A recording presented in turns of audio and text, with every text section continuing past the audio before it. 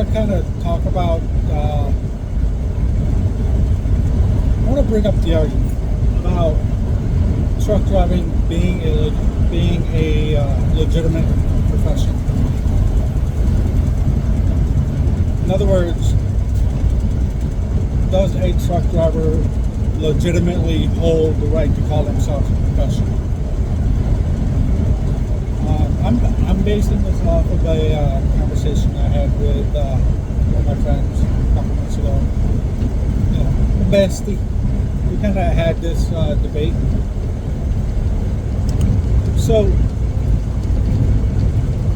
figured why not do like a little bit of a comparison. You know, when she got out of high school, she went to college. Then after college, she went and did an internship. And after the internship, she began her career. Just like any other college graduate, she started off at the bottom, you know, and climbed her way up the ladder until she hit the ceiling. And upon hitting the ceiling, instead of staying stagnant at that plateau, she made the decision to go back to school and get her master's, so that you know she could break through that ceiling and continue climbing. And you know, I want to kind of like open up a comparison. So now you know her story, her career path, how she climbs the ladder. So how does a truck driver compare to? Well, we go to school to learn the trade. After we go to school, we then get our commercial driver's license, which is essentially the graduating of our version of college or our trade school. And then we start our own internship. Pretty much a carrier or trucking company, which we call carriers, takes us on and hires us as student drivers. That is the actual job title that we come in as a student driver. And that is the beginning of our internship. Pretty much the process of our internship is we get paired up with a seasoned driver. You know, somebody who's took the knowledge, put it on the road, and gained the experience. And we learn from them. They shared their experience with us. That is the purpose of the internship. And it is their job to get us ready to enter the profession as professionals. So we go through that. And then once we are ready, our mentor will pretty much take us off, remove the leash, as they say, or set us free. And then we start working as over-the-road drivers or regional drivers or local drivers, depending on which area we go into. And then we work for this company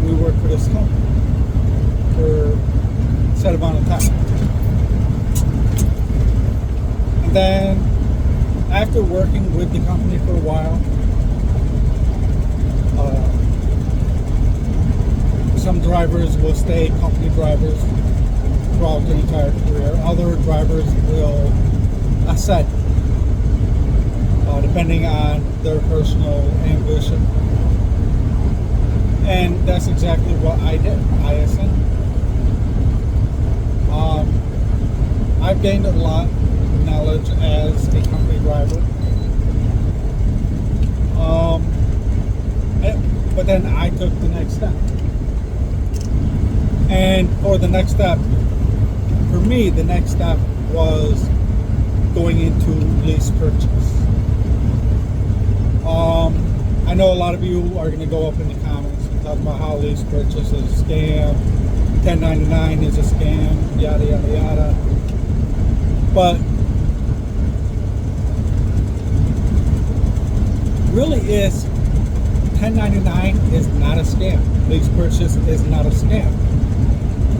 The companies who take advantage of the lease purchase program, they are the scam. And not all lease purchase programs are a scam. Not all companies are a scam.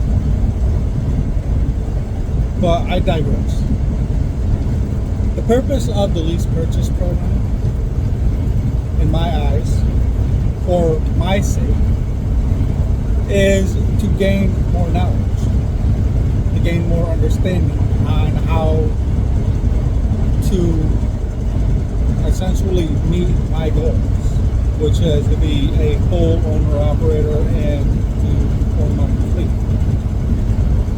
So by going into lease purchase, I'm getting more knowledge. I'm looking at trucking at a different aspect. I'm looking at it through a different lens or a different angle. So now, instead of having a company just tell me where I'm going, where I'm braking, where I'm getting fuel, what time I have to be there, as a lease purchase, I have to figure all of that out. And most importantly, I had to learn how to manage money, because the company doesn't pay.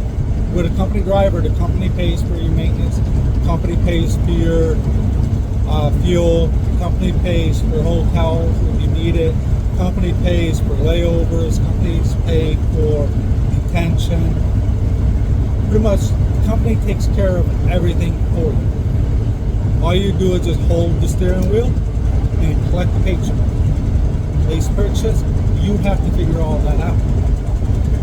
You have to learn real quick how to manage your money, how to manage your revenues, how to maximize your revenue, how to minimize your expense. Pretty much, you have to learn how to be an owner operator. But there's a caveat with that. If you're with a decent lease purchase company, you have a major caveat. Go with that.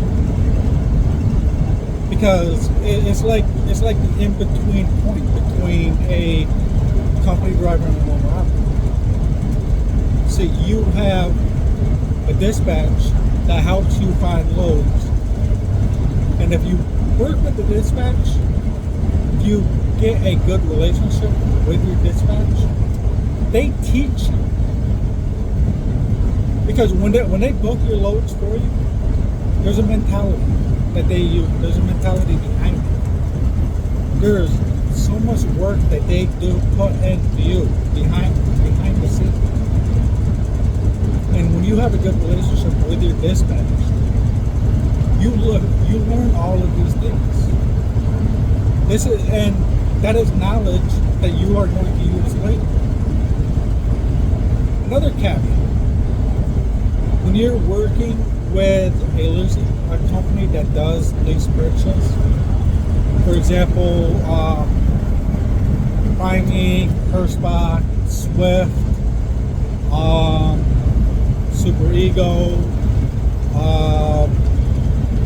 what other? I think Stevens Transport, Landstar. They have fleet maintenance crews that are there for you. They work with you, and you gain a lot of knowledge from them. These people know truck maintenance. That is their job. And when you become an owner-operator, when you own your own equipment, you have your own authority, you better know that goddamn shit. If you're going to make it as an owner-operator, you need to know truck maintenance. So, that is another caveat with lease purchase. you're working with fleet maintenance crews who specialize in truck maintenance. So again, you keep a good relationship, you keep a good rapport, you have good conversations with your fleet maintenance guy, your fleet maintenance manager. You learn from them. You gain knowledge and information from them. So, and then when you become an owner-operator, you got your own authority.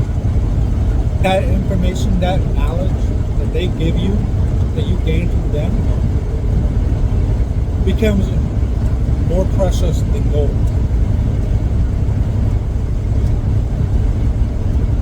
It becomes important that, and these are the two major things that make or break any owner-operator, any small fleet trucking company. Those two things make or break a company. Another good caveat to have with the lease purchase programs is their maintenance program in itself. I mean, yes, you are paying for the maintenance on your equipment.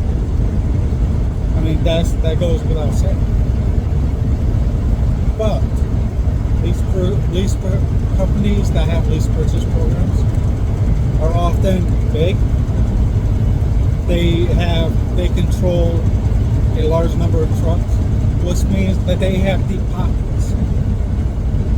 They have a large wallet, and that is beneficial for you when you are at that transition stage, because you're just getting out of company driving, you're transitioning into owner-operatorship, and you're using that lease purchase as the bridge. You're not going to have a lot. I mean, say you buy a truck today, engine blows tomorrow. You bought it as is, you put 500 miles on it, and the engine blows. Do you have $16,000 in your pocket put into an engine rebuild? Chances are you don't. But they do. So your engine blows, they can cover the cost to get you back up and running. And a lot of lease purchase programs, their maintenance programs have deferred payments. You get into a company that offers deferred payments on maintenance, it's not going to break your bank. You're not going to spend the next 6 months going hungry because you have to pay for a new engine. Because they make sure that you still have, they make sure that you are still profitable while paying your maintenance. So when people tell me I'm being scammed because I want to be in the lease purchase program, I laugh. Because there's so much I'm gaining from lease purchase, and that is my path. Right now I am running a 2024 International with the Cummins engine. I'm going to pay this truck off, but while I'm doing it, I'm gaining knowledge. I'm gaining wisdom. I'm learning how to be an owner-operator. I'm learning how to be a business.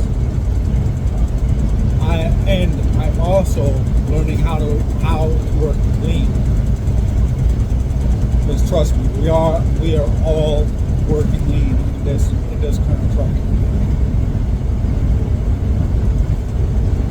We have been in a 4-year freight recession,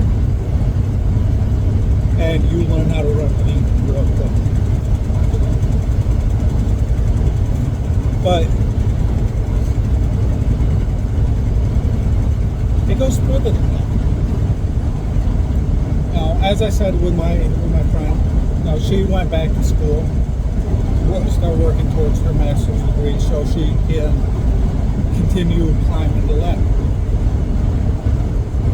We as truck drivers have that same ability, except we call them endorsements. Say we want to go into new avenues of trucking. Say, like for example, you got a guy, he's running a reefer trailer for the past 2 years. He wants to switch it up. He wants to do something new. He wants to make more money because we don't. So he can start learning other aspects of trucking. For example, he could get his tanker endorsement, his doubles and triples endorsement. He could learn the trade in becoming a heavy hauler. He could start running wreckers. So I mean, just because you hit the ceiling in a trucking company does not mean that you cannot advance further. So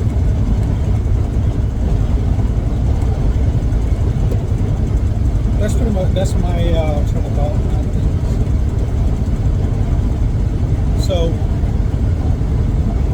my question to people out there: do we have a legitimate claim to right professionalism in trucking? Drop your comments down below. Let me know what your thoughts are.